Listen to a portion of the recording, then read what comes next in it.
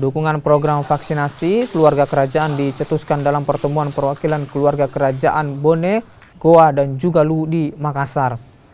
Wakil Ketua Panitia Pertemuan La Pantau Matana Ri Bone bersama perwakilan keluarga kerajaan Sulsel mengajak masyarakat turut menjaga kesehatan dan mengikuti vaksinasi COVID-19.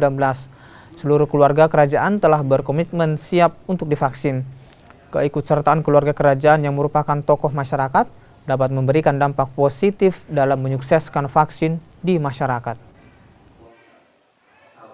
Keluarga kerajaan memang ini suatu acara ini di pertemuan kita wanti-wanti bahwa seluruh kegiatan program yang kita laksanakan harus sesuai dengan protap kesehatan. Kita juga mengedukasi masyarakat, memberikan pengertian informasi bahwa begitu pentingnya kesehatan ini, begitu pentingnya vaksinasi yang diprogramkan oleh pemerintah daerah. Kita mensupport program vaksinasi ini pihak kerajaan. Tadi hadir dari kerajaan Indo, kerajaan Bone dan Goa yang selalu memberikan motivasi kepada masyarakat, edukasi bagaimana pentingnya protokol kesehatan kita memberikan memakai masker dan begitu pentingnya vaksin bagi kesehatan.